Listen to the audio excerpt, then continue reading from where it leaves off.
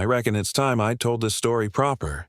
Been carrying it around like a stone in my chest for nigh on 15 years now, and the weight of it ain't getting any lighter. My hands shake more than they used to, and the whiskey don't chase away the memories like it once did. Maybe that's why I'm finally ready to speak it plain. They say confession's good for the soul, though I ain't sure I got much soul left to save. But there's folks who ought to know what really happened that winter of '87, when the snow fell deeper than anyone could remember, and the whole territory seemed frozen in place, waiting for something to break. My name's Eli McRae, and I used to be a man who hunted other men for money. That's about as low as a person can sink, tracking down some poor devil for whatever crime he'd committed, real or imagined, just so I could collect the bounty on his head. I was good at it, too, which ain't something a man should be proud of. I could read sign like scripture, shoot straighter than most, and I had a heart hard enough to sleep sound after putting a bullet in a man's back. But that was before Martha died, before the consumption took her slow and painful, leaving me with nothing but an empty cabin and the echo of her voice calling my name in the wind. After that, I stopped hunting men and started hunting myself instead, though I ain't sure which was the crueler pursuit. I'd settled, if you could call it that, on a piece of hardscrabble land about 5 miles east of Millfield. Wasn't much to look at. A cabin that leaked when the wind blew wrong, a barn that creaked like old bones, and enough acreage to keep a few head of cattle and my horse, Traveler. The town was small enough that folks mostly left me be, which suited me just fine. I'd done my shopping at dawn or dusk, spoke to no one unless spoken to first, and spent my days mending fence and my nights drinking enough to forget why I was mending it.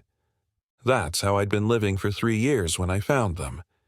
It was December, early morning, the kind of cold that makes your breath freeze in your lungs. I'd stepped out to check on Traveler, my boots crunching through snow that came up past my ankles. The sky was that particular shade of gray that promised more snow before noon, and the wind had a bite to it that cut right through my coat. I remember thinking it was going to be a hard winter, harder than most. I heard them before I saw them. A soft whimpering sound coming from the barn, like a wounded animal trying not to draw attention to itself. My hand went instinctively to the colt at my hip. Could have been anything. A wolf, a coyote, maybe even a bear that had wandered down from the mountains looking for shelter. But something about the sound was wrong. Too deliberate. Too careful. I approached the barn, slow, listening hard. The whimpering stopped. Even the wind seemed to hold its breath. I lifted the latch as quiet as I could and eased the door open just wide enough to slip inside. The smell hit me first. Unwashed bodies, fear, and something else I couldn't place right away. Sickness, maybe. Or desperation. The barn was dim, lit only by the weak gray light filtering through the gaps in the boards, but I could make out shapes huddled in the far corner behind some old hay bales. "I know you're there," I said, keeping my voice low and even. "I ain't gonna hurt you, but you best show yourselves." For a long moment, nothing. Then a woman's voice, hoarse and frightened. "Please, mister, we ain't looking for trouble." That's when they emerged from the shadows, and I felt something shift inside my chest like a landslide. The woman came first, limping bad, one arm wrapped around her middle like she was holding herself together. Her face was a map of bruises in various stages of healing, yellow and purple and green, the kind that come from more than one beating. Her left leg was clearly broken, splinted with what looked like pieces of a shirt and some twigs. But it was the children that nearly dropped me to my knees. 5 of them, ranging from what couldn't have been more than 3 years old to maybe 12. They clung to the woman and each other, their faces hollowed out by hunger and fear. Their clothes were little more than rags, and I could see their ribs through the tears in their shirts. The youngest, a little girl with tangled blonde hair, was crying silently, tears cutting clean tracks through the dirt on her cheeks. "Sweet Jesus," I whispered, and the woman flinched like I'd raised my hand to her. "We didn't take nothing," she said quickly. "We were just trying to get warm. We'll go, mister. We'll go right now." But she couldn't go anywhere. not with that leg, and we all knew it. She swayed on her feet, and the oldest boy, maybe 10 or 11, caught her arm to steady her. "Ma'am," I said, and had to clear my throat to get the words out, "you ain't going nowhere in this condition, not in this weather." I looked at those children, really looked at them, and saw myself reflected in their eyes. Not the man I was then, but the boy I'd been once, hungry and scared and desperate for someone to care whether I lived or died. It was like looking at ghosts, and for a moment I couldn't breathe. "What's your name?" I asked the woman. She hesitated, glancing at the children. "Grace," she said finally. "Grace Sullivan." "Well, Mrs. Sullivan, I'm Eli McRae, and this is my barn. You and the young ones look like you could use some food and a warm place to rest." The suspicion in her eyes was so thick I could almost see it. "What do you want in return?" The question hit me like a physical blow. What did I want? I wasn't sure I knew anymore. For 3 years, I'd wanted nothing but to be left alone to drink myself to death in peace. But looking at those children, something long dormant stirred to life in my chest. "Nothing," I said. "Just to help, if you'll let me." She studied my face for a long time, and I tried to imagine what she saw there. A grizzled old bounty hunter with blood on his hands and whiskey on his breath? A man who'd forgotten how to be decent? Or maybe, just maybe, someone who still had a spark of humanity left in him. "We can't stay long," she said finally. "Soon as I can walk proper, we'll be moving on." I nodded, though I had my doubts about how soon that would be. "Let's get you to the cabin. Children shouldn't be sleeping in a barn, not in this cold." Getting Grace to the cabin was a trial. She couldn't put any weight on that broken leg, and she was weaker than she wanted to admit. I ended up carrying her while the oldest boy, who told me his name was Samuel, helped guide the other children through the snow. They moved like shadows, quiet and careful, constantly looking over their shoulders like they expected someone to come charging out of the tree line with guns blazing. Inside the cabin, I got a better look at them all. Grace was probably in her 30s, though the bruises and exhaustion made her look older. She had brown hair that might have been pretty once, before hunger and fear had their way with her. The children were a mixed lot. Some shared her features, but others looked like they came from different stock entirely. Samuel was the oldest, tall for his age but thin as a rail. He had dark hair and serious eyes that had seen too much. Then there was Mary, maybe 8, with red curls and freckles. The twins, Jacob and Joshua, looked to be around 6, both with sandy hair and identical stubborn chins. And little Emma, the 3-year-old, who hadn't let go of a ragged doll since I'd first seen her. "These all your children?" I asked Grace as I helped her settle into a chair by the fire. She was quiet for a moment, smoothing Emma's hair. "Some are, some aren't. We found each other along the way." I wanted to ask more, but the wariness in her eyes told me not to push. Instead, I went to work building up the fire and pulling together what food I had. It wasn't much: beans, some salt pork, hardtack, coffee, but it was more than they'd had in a while, judging by the way the children watched every move I made. As I cooked, I learned bits and pieces of their story. Grace had been married to a man named Calvin Burke, who'd worn a sheriff's badge in a town called Cedar Ridge, about 200 miles southeast. He'd been a hard man, given to drink and violence, and when Grace finally worked up the courage to leave him, he'd made it clear he'd kill her before he'd let her go. She'd taken her 3 youngest, Mary, Jacob, and Joshua, and run. Along the way, she'd picked up Samuel, who'd been orphaned when his parents died of fever, and little Emma, who'd been left behind when her family was killed in an Indian raid. 5 children who had nowhere else to go, and a woman with a broken leg and a price on her head. "He's following us," Grace said as I set a plate of beans in front of her. "Calvin, he won't stop, not ever. He'd rather see us all dead than let me get away." "How do you know he's following?" I asked. "We've seen his men. 3 days back, maybe 4. They were asking questions in a town called Ridgewood, showing a picture of me and the children." I felt a chill that had nothing to do with the weather. Ridgewood was only 50 miles south. If they'd been there 3 or 4 days ago, they could be in Millfield by now. I watched the children eat, trying to process what I'd gotten myself into. I'd spent years avoiding human entanglements, and now I had 5 children and a wounded woman in my cabin, with a corrupt sheriff and his men potentially on their way. The smart thing would be to give them some supplies and send them on their way, maybe point them toward the next town and wish them luck. But as I watched little Emma trying to feed her doll some beans, and saw the way Samuel cut up Mary's food for her without being asked, I knew I couldn't do it. These weren't just strangers anymore. In the space of a few hours they'd become something more. That first night, I gave Grace the bed while the children curled up on blankets near the fire. I sat in a chair with my rifle across my knees, listening to the wind howl around the cabin and the soft sounds of people sleeping.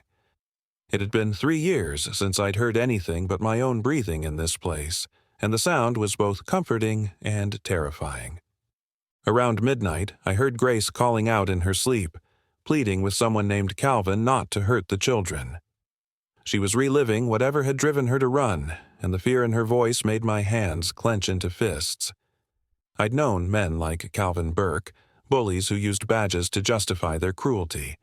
I'd tracked a few of them down in my bounty hunting days, and I'd taken particular satisfaction in bringing them in. The next morning, I woke to the smell of coffee and something that might have been pancakes. Grace was up, moving carefully around the kitchen on her one good leg, while Samuel helped her at the stove. The other children were gathered around the table, watching with wide eyes as she flipped what turned out to be flapjacks made from flour, water, and a can of peaches I'd forgotten I had. "You didn't have to do this," I said, settling into my chair. "It's the least I can do," she replied, not meeting my eyes. "You've been more than kind." But kindness wasn't what this was, though I couldn't have named it then. It was something deeper, more complicated.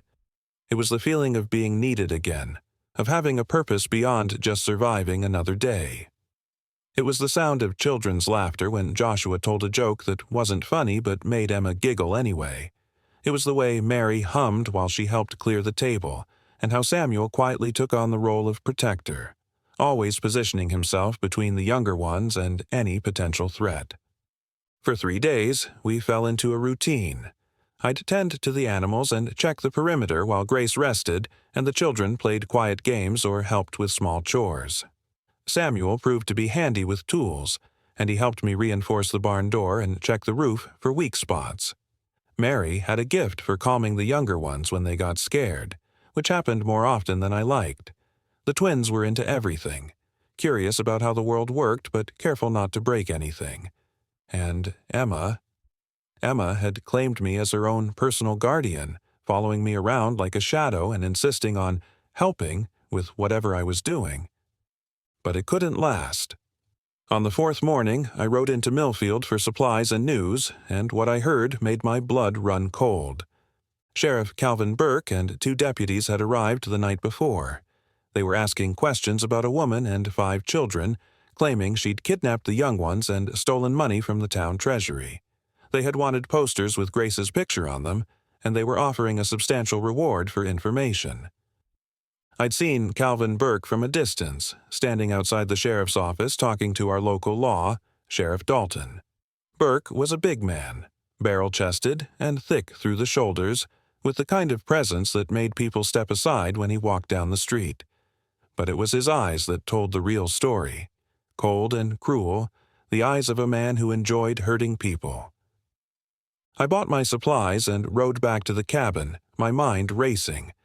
It was only a matter of time before someone remembered seeing me in town and put 2 and 2 together.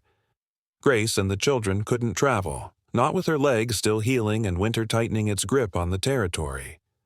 But staying meant a confrontation, and I wasn't sure I was ready for what that might cost. That evening, after the children were asleep, Grace and I sat by the fire, and I told her what I'd learned. "He's here," she said, and it wasn't a question. She'd been expecting this moment since the day she ran. "Yes, ma'am. And he's got the local law believing his story about kidnapping and theft." She was quiet for a long time, staring into the flames. I never took any money, she said finally. But that doesn't matter, does it? He's the law. People will believe him. What's the truth about the children? I asked. The ones that aren't yours? Grace glanced toward the corner where they slept, and her expression softened. Samuel's parents died of fever 2 towns back. He was living on scraps and sleeping in alleys. Emma's family was killed by raiders. She was the only survivor, found 3 days later hiding under a porch. The authorities were going to put them in an orphanage, but those places... She shuddered. I've seen what happens to children in those places. I couldn't leave them. So you took them. I saved them. The fire in her voice surprised me. Maybe that's stealing in the eyes of the law, but it's not wrong. It can't be wrong to keep children from suffering. I thought about that, turning it over in my mind like a smooth stone. All my life I'd lived by other people's definitions of right and wrong, hunting men because someone else said they were criminals, taking money because someone else said they deserved to die. But maybe there was a different kind of law, one written in the heart instead of on paper. What will you do? Grace asked. I looked at her, this broken woman who'd risked everything to save 5 children who weren't even all hers, and I felt something shift inside my chest again. Not a landslide this time, but something gentler, like ice breaking up on a river in spring. I'll do what's right, I said. The next morning, they came. I was in the barn checking on Traveler when I heard the horses, 4 riders approaching at a steady pace, not trying to hide their presence. I looked through a gap in the boards and saw Calvin Burke in the lead, his badge catching the morning light. Behind him rode Sheriff Dalton and 2 men I didn't recognize, probably Burke's deputies from Cedar Ridge. I ran to the cabin where Grace was helping the children with breakfast. The moment she saw my face, she knew. Get them to the root cellar, I said. Now. The root cellar was accessed through a trapdoor in the kitchen floor, a small space I'd dug out to store potatoes and preserved food. It would be cramped with 6 people, but it would keep them hidden. Grace moved faster than I'd seen her move since her arrival, gathering the children with urgent whispers. Samuel understood immediately and helped herd the younger ones toward the trap door. Emma clung to her doll, eyes wide with fear. What about you? Grace asked as she prepared to descend into the cellar. I'll handle this. Don't come out no matter what you hear, understand? No matter what. She nodded and disappeared into the darkness with the children. I replaced the trapdoor and scattered a rug over it, then went to meet our visitors. Calvin Burke was even more intimidating up close. He sat his horse like a man used to being obeyed, and his eyes swept over my property with the calculating gaze of a predator.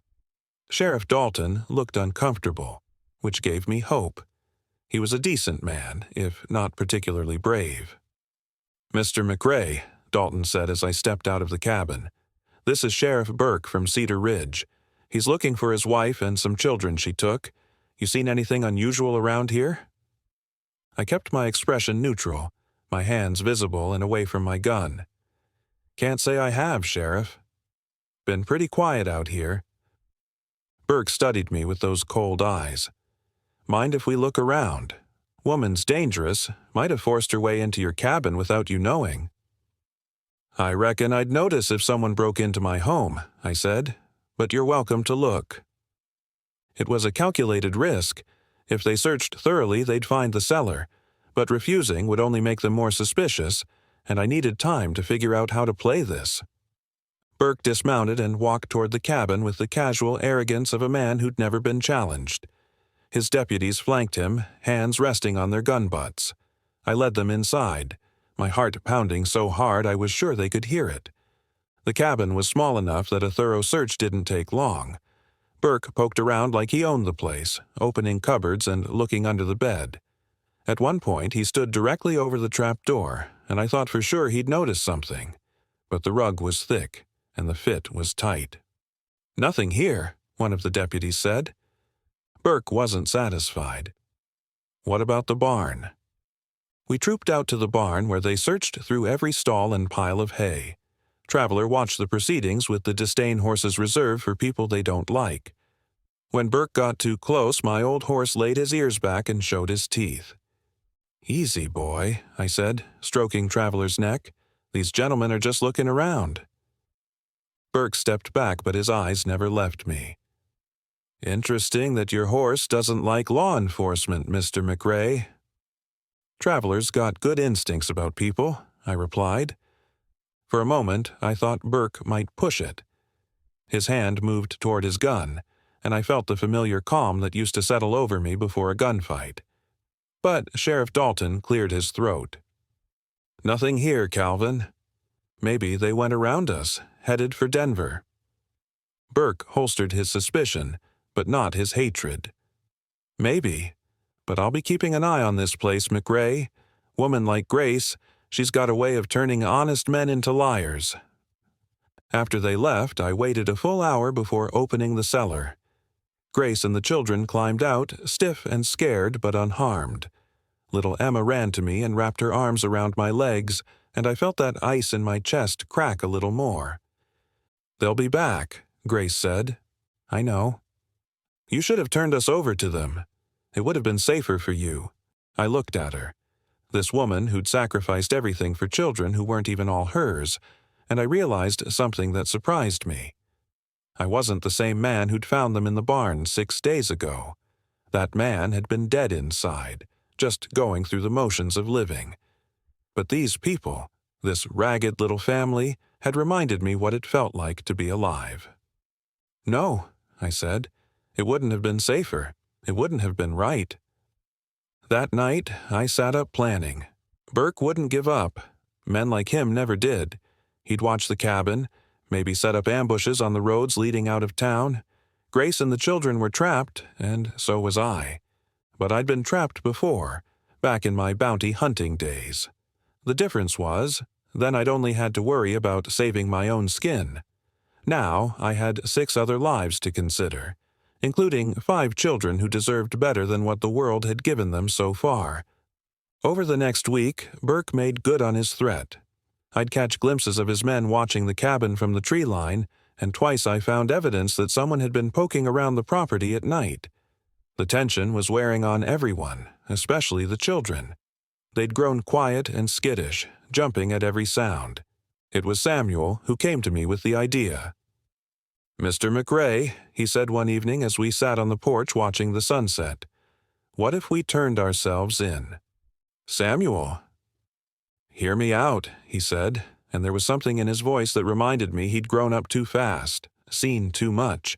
"Sheriff Burke wants Mrs. Grace and us kids. He don't care about you. If we left, he'd leave you alone." "Where would you go?" "I don't know, but we managed before we found you. We could manage again." I looked at this boy, this child who was trying to solve grown-up problems, and I felt something I hadn't felt in years. Protective anger, the kind that makes a man do stupid, dangerous things. "You ain't going nowhere," I said. "This is your home now, long as you want it to be." Samuel studied my face in the fading light. "You mean that?" "I mean it." That night I made my decision. I'd spent 3 years running from life, hiding from the world and drowning my sorrows in whiskey. But some things were worth fighting for, and some stands had to be made, even if you weren't sure you'd survive them. I wrote 3 letters that night. The first was to my brother in San Francisco, a man I hadn't spoken to in 10 years. I told him about Grace and the children, and I asked him to take them in if something happened to me. The second was to a lawyer in Denver, instructing him to transfer ownership of my property to Grace Sullivan in the event of my death. The third was the hardest to write. "Martha," I began, and then had to stop because my hands were shaking. "I know you've been gone 3 years now, but I still talk to you sometimes, especially on nights like this when the wind sounds like it's calling my name. I found some people who need help, the kind of help you always said I should give more freely. There's a woman named Grace and 5 children, and they're in trouble. The kind of trouble that might get me killed if I try to fix it. But I think you'd want me to try anyway. You always said I had more good in me than bad, even when the evidence suggested otherwise. Maybe it's time I found out if you were right."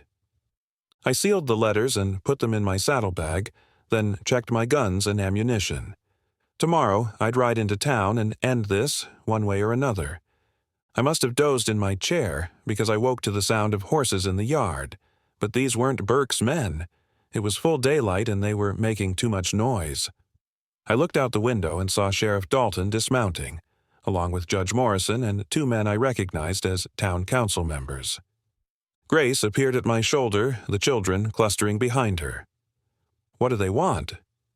Only one way to find out. I stepped onto the porch, keeping my hands visible. Morning, Sheriff. Judge. What brings you out here? Judge Morrison was a thin, scholarly man with kind eyes and a reputation for fairness. He looked uncomfortable as he approached the porch. Eli, we need to talk. May we come in? I glanced back at Grace, who nodded. Come ahead. Inside the cabin, the officials took in the scene. Grace with her healing bruises, the children pressed close together, the general air of people who'd been living in fear. Judge Morrison's expression grew thoughtful. Mrs. Sullivan, he said gently. Are you Grace Sullivan? Grace lifted her chin with a dignity that made me proud. I am. And these are the children Sheriff Burke is looking for. Some of them are my children, some I've taken care of along the way. Judge Morrison sat down heavily in my chair. We've been hearing conflicting stories, Mrs. Sullivan. Sheriff Burke says you kidnapped these children and stole money from his town's treasury. But some folks in Cedar Ridge have been telling a different tale. I felt hope stir in my chest. What kind of tale? The kind that suggests Sheriff Burke ain't the man he claims to be, Sheriff Dalton said. We sent some telegrams, did some checking. Turns out Calvin Burke's been under investigation by the territorial marshal for months. Missing prisoners, missing evidence, excessive force complaints. What are you saying? Grace asked. Judge Morrison leaned forward. We're saying Sheriff Burke ain't here in any official capacity. The territorial marshal relieved him of duty 2 weeks ago, pending a full investigation. He's got no more authority than any other citizen. The news hit me like a physical blow. Then why? Because he's obsessed, one of the council members said. Folks in Cedar Ridge say he swore he'd kill his wife before he'd let her leave him. When she ran with the children, he went after her with 3 men willing to help him hunt down a woman and some kids. Grace sank into a chair, her face pale. So we ran for nothing? All this time, all this fear. Not for nothing, Judge Morrison said gently. You were protecting yourself and these children from a dangerous man. The question now is what we do about it. Burke's still out there, I said. Still dangerous. Badge or no badge, he ain't gonna give up. Sheriff Dalton nodded grimly. That's what we figured. Which is why we're here. We want to offer you folks protection, help you get somewhere safe. But we need to know. Do you want to press charges against Burke for what he's done? Grace looked at the children, then at me. What would that mean? It would mean staying and testifying at a trial. It would mean facing him in court and telling everyone what he did to you. The silence stretched out like a held breath. I could see Grace weighing the options, the desire for justice against the need to keep the children safe. I'll do it, she said finally. If it means stopping him from hurting anyone else, I'll do it. Judge Morrison smiled for the first time since he'd arrived. That's what we hoped you'd say. But you should know, Burke ain't going to take this lying down. When he finds out we know the truth, he's liable to do something desperate. Then we better be ready for him, I said. As if summoned by our words, the sound of approaching horses filled the air. But this time, there were more of them. Through the window, I counted 8 riders coming hard toward the cabin, kicking up snow and riding like men with violence on their minds. That's Burke, Grace whispered, her face going white. I grabbed my rifle and checked the loads. Sheriff, you and the judge better get these children to safety. Where? Dalton asked. Root cellar, trapdoor in the kitchen. But even as I said it, I knew it wouldn't be enough. Burke hadn't come to arrest anyone this time. He'd come to finish what he'd started.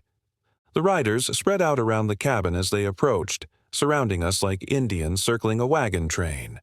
Burke rode right up to the porch, his face twisted with rage and something that might have been madness. "Come on out, Grace," he shouted. "Time to come home." Judge Morrison stepped onto the porch beside me, showing more courage than I'd given him credit for.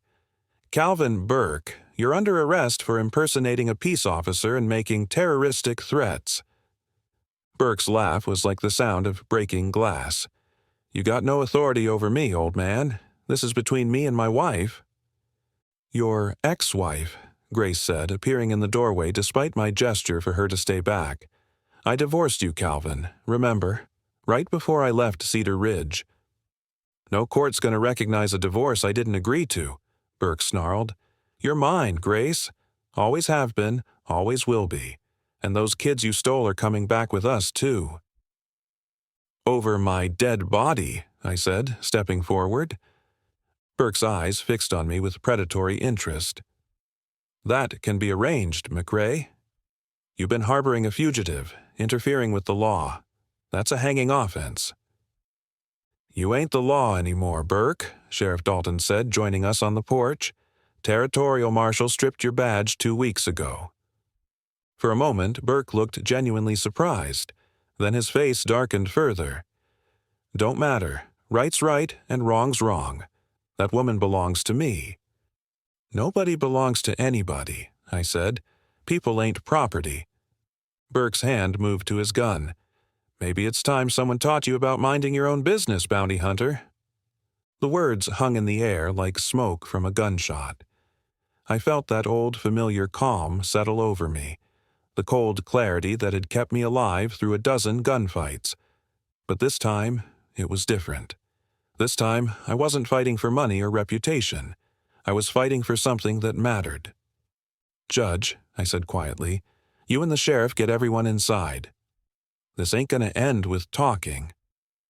"Eli," Grace started. "Go," I said, not taking my eyes off Burke. "Trust me." For a long moment, nobody moved. 8 men with guns facing one grizzled ex-bounty hunter on his front porch. The odds weren't good, but I'd faced worse. The difference was, I'd never had more reason to win. Then little Emma appeared in the doorway, clutching her ragged doll and looking up at me with those trusting eyes.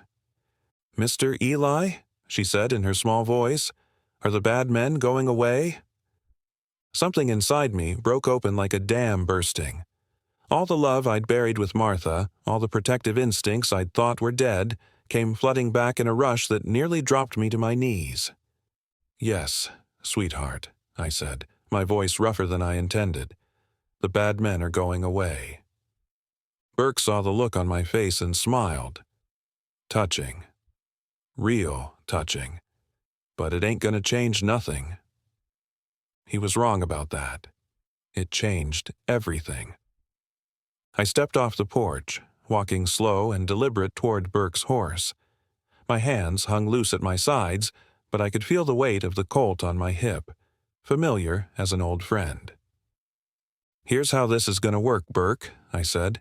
"You're going to turn those horses around and ride out of here. You're going to keep riding until you're out of the territory, and you're never going to bother Grace or those children again." "Or what?" I stopped about 10 feet from his horse, close enough to see the cruel satisfaction in his eyes. "Or, I'm going to kill you." Burke laughed, but there was something nervous about it now. "You and what army, old man?"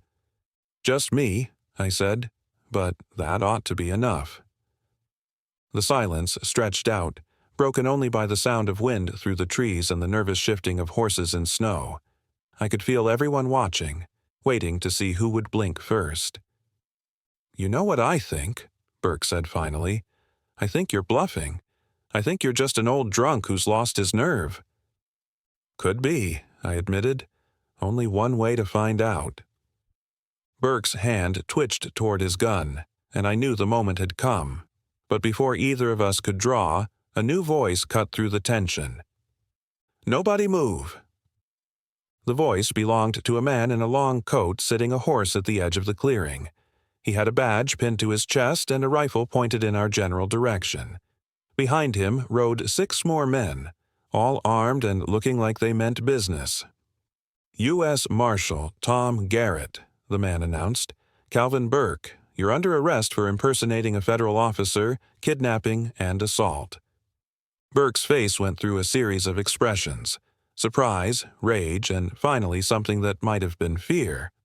You got no jurisdiction here, Marshal. I got jurisdiction wherever there's federal crimes being committed, Garrett replied, and, according to multiple witnesses, you've been committing plenty of those. I felt the tension begin to ease, but I kept my hand near my gun. Men like Burke didn't give up easy, and cornered animals were the most dangerous kind. This ain't over, Burke said, but his voice had lost some of its confidence. Yes, it is, Marshal Garrett said. Boys, arrest these men. What happened next was like something out of a nightmare. Instead of surrendering, Burke spurred his horse toward the cabin, pulling his gun as he rode. His men followed, and suddenly the air was full of gunfire and shouting. I drew and fired in one smooth motion, putting a bullet in Burke's shoulder that spun him around in the saddle. He stayed mounted, though, and kept coming. I could hear Grace screaming my name from inside the cabin, could hear the children crying. A bullet whined past my ear, and I dove behind a water trough, coming up firing. One of Burke's men pitched from his horse, clutching his chest. The marshal's men were shooting too, their rifles cracking like thunder in the cold air. Burke wheeled his horse around, blood streaming from his shoulder, his face twisted with fury and pain. He raised his gun toward the cabin where Grace and the children were hiding, and I knew with crystal clarity what he intended to do. If I can't have them, nobody can, he screamed. Time slowed to a crawl. I could see his finger tightening on the trigger, could see the barrel of his gun swinging toward the cabin door. Without thinking, I threw myself between Burke and the cabin, my arms spread wide. The bullet hit me high in the chest, spinning me around and dropping me to my knees in the snow. The impact felt like being kicked by a mule, driving all the air from my lungs. But I was still alive, still conscious, and Burke was lining up for another shot. I raised my Colt with shaking hands and fired twice. The first bullet took Burke in the stomach, doubling him over. The second caught him in the throat and he toppled backward off his horse, landing in the snow with a wet thud. The gunfight ended as suddenly as it had begun. 3 of Burke's men were dead, 2 wounded, and the rest had thrown down their guns and raised their hands. The marshal's men moved in to secure the scene while I sat in the snow, watching my blood stain the white ground around me. Grace was suddenly beside me, her hands pressed against the wound in my chest, trying to stop the bleeding. "Don't you die on me, Eli McRae," she said, tears streaming down her face. "Don't you dare die on me." I looked up at her, this woman who'd brought life back into my dead world, and I tried to smile. "Ain't planning on it, ma'am." But I could feel my strength leaving me like water through a sieve. The children gathered around, their faces white with fear. Little Emma knelt beside me and put her doll against my arm, like she was trying to make me feel better. "Is Mr. Eli going to be okay?" she asked Grace. "He's going to be fine," Grace said, but her voice was shaking. "He's going to be just fine." Marshal Garrett knelt beside us, his face grim. "We need to get him to a doctor." "Millfield's got a doc," Sheriff Dalton said, appearing at my other side, "but I don't know if he can handle something this serious." "Then we'll have to try," Grace said firmly. "Help me get him to the wagon." They loaded me into the back of a wagon like a sack of grain, with Grace holding my head in her lap and the children clustered around us. The ride to town was a blur of pain and cold, but I remember Grace talking to me the whole way, telling me stories about the children, about the life she wanted to build for them. Doc Patterson was a drunk and a failure, but he was the only medical help Millfield had to offer. He sobered up long enough to dig the bullet out of my chest and stitch me up, muttering about lung damage and blood loss. For 3 days, I drifted in and out of consciousness, sometimes waking to find Grace sitting beside the bed, sometimes one of the children. On the 4th day, I woke to find Samuel reading to me from a book about knights and dragons. When he saw my eyes open, he smiled for the first time since I'd known him. "You're awake," he said. "Grace!" he's awake." Grace came running from the kitchen, flour on her hands and relief written across her face. "How do you feel?" "Like I've been shot," I said, which made her laugh despite the tears in her eyes. "Doc says you're gonna live," she said. "Says you're too stubborn to die." Doc's probably right. Over the next few weeks, as I recovered, the truth about what had happened spread through the territory like wildfire. Grace's story, the children's story, my story, it all came out in the newspapers and the court proceedings. Calvin Burke was buried in an unmarked grave, but his crimes lived on in the testimony of his victims. The trial was a sensation. Grace took the stand and told the whole truth about her marriage to Burke, about the beatings and the threats, about her desperate flight with the children. Samuel testified about how she'd saved him from the streets, and even little Emma, coached by Grace, told the judge about the bad man who'd hurt her family. In the end, there was no trial for me. The territorial judge ruled that I'd acted in defense of others, that everything I'd done was justified. But the real judgment came from the town itself. I'd expected them to treat me like a pariah, a man who'd brought violence to their quiet community. Instead, they treated me like a hero. Folks I'd barely spoken to in 3 years came by to check on my recovery, bringing food and medicine and words of encouragement. The church took up a collection to help with my medical expenses, and the schoolteacher offered to tutor the children for free. It was more kindness than I'd ever expected, more than I'd ever deserved. But the greatest gift was watching Grace and the children begin to heal. Grace's leg mended properly, and the bruises faded from her face. She started smiling again, really smiling, not the careful expression she'd worn when she was afraid.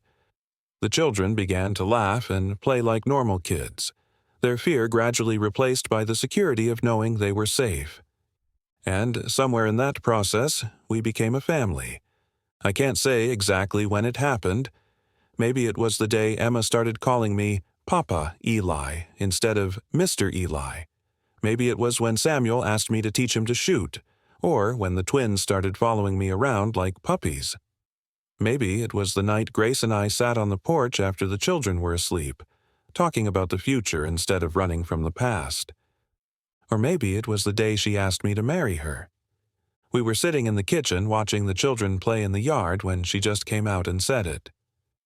"Eli, will you marry me?"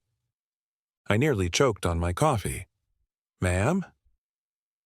"I'm asking you to marry me," she said, her cheeks pink but her voice steady.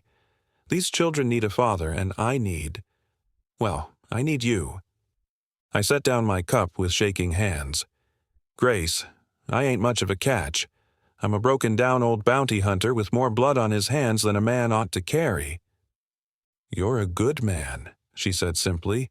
"You saved us. You saved all of us." "I didn't save nobody. I just did what anybody would have done." She laughed at that, a sound like silver bells in the wind. "Eli McRae, you are the only man I've ever met who would risk his life for 5 children who weren't even his own. You're the only man who would stand up to Calvin Burke and his gang with nothing but a 6-shooter and a stubborn streak. If that's not a man worth marrying, I don't know what is." I looked out at the children playing in the snow, at Samuel teaching Emma how to make snowballs, at the twins chasing each other around the yard while Mary watched with the patient smile of an older sister. They were mine now, in every way that mattered. They'd been mine since the moment I found them in the barn. "Yes," I said. "Yes, I'll marry you." We were wed in the spring, in the little church in Millfield with the whole town in attendance. Judge Morrison performed the ceremony, and Sheriff Dalton stood up as my best man. The children were our wedding party. Samuel walked Grace down the aisle, the twins carried the rings, Mary scattered flower petals, and little Emma was our flower girl, clutching her doll and beaming with pride. It was the happiest day of my life, and I reckon it was the happiest day of theirs, too. That was 15 years ago. The children are grown now, or mostly grown. Samuel's 26, married to a good woman from Denver, with 2 children of his own. Mary's a schoolteacher in Colorado Springs, fighting to give other children the education she never had. The twins are both working on the railroad, building the lines that will connect the territory to the rest of the world. And Emma. Emma's 18 now, beautiful and smart and kind, about to marry a young man who sees in her what I saw in her mother all those years ago. Grace and I are getting old. My hair's gone white, and my hands shake when the weather turns cold. Grace has lines around her eyes now, but she's still the most beautiful woman I've ever seen. We've built a good life together, a life full of love and laughter and the kind of peace I never thought I'd know. Sometimes, on quiet evenings when the wind blows just right, I think about the man I used to be. The bounty hunter who cared for nothing but money and revenge. The broken widower who was drinking himself to death in a leaky cabin. I wonder what would have happened if I'd never found them in the barn that cold December morning. But then Grace will call me in for supper, or one of the grandchildren will run up to hug my legs, and I stop wondering about what might have been. Because what is enough, more than enough.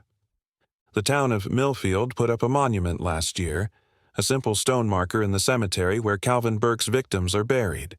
It doesn't mention my name, just says, "In memory of those who stood against tyranny and those who stood for justice." But I know what it really means. It means that sometimes even broken men can do good things. It means that love is stronger than fear and that family isn't just about blood. It means that grace, the kind that comes from God, and the kind that comes from a woman brave enough to save 5 children who weren't even hers, can transform even the most hopeless soul. I'm dying now. The doctor says it's my heart, worn out from too many years of hard living and one too many bullets. Grace doesn't know yet. I ain't had the courage to tell her, but I reckon she suspects. She's been extra gentle with me lately, extra patient when I forget things or move too slow. I'm not afraid of dying. I've had more happiness in these 15 years than most men get in a lifetime. I've seen my children grow up strong and good, seen them find love and purpose and meaning in their lives. I've loved a woman who loved me back, despite everything I'd done and everything I'd failed to do. But I am afraid of leaving them. Grace is strong, stronger than she knows, but she's been through enough loss for one lifetime. The children are grown, but they still need their father, still come to me for advice and comfort and the kind of love that doesn't ask questions. So I'm writing this down, this story of how a broken man found redemption in a barn full of scared children, and a woman brave enough to risk everything for love.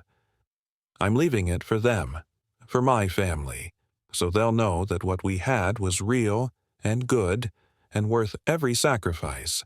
And maybe, just maybe, someone else will read it and understand that it's never too late to change, never too late to choose love over fear, never too late to stand up for what's right even when the odds are against you. Because that's what life is really about, ain't it? Not the guns we draw or the fights we win, but the people we choose to protect and the love we choose to give. Everything else is just noise. The sun's setting now, painting the sky in shades of gold and crimson that remind me of the sunset on the day I married Grace. She's calling me in for supper, and little Emma's newest baby is crying for attention. Life goes on, the way it always has, the way it always will. But for a moment, just a moment, I can hear the wind calling my name, and I think it might be Martha, welcoming me home at last. Or maybe it's just the wind, carrying the voices of all the people who've touched my life, reminding me that love never really dies. Either way, I ain't afraid anymore. I've lived a good life, loved good people, and done at least one thing worth remembering. What more can a man ask for? The burden of grace is heavy, but it's worth carrying, and when my time comes, I'll lay it down, knowing that I've passed it on to the next generation, to children who'll grow up understanding that sometimes the most important battles are fought not with guns, but with love. That's my story. That's my confession. That's the legacy I leave behind. And God willing, it'll be enough.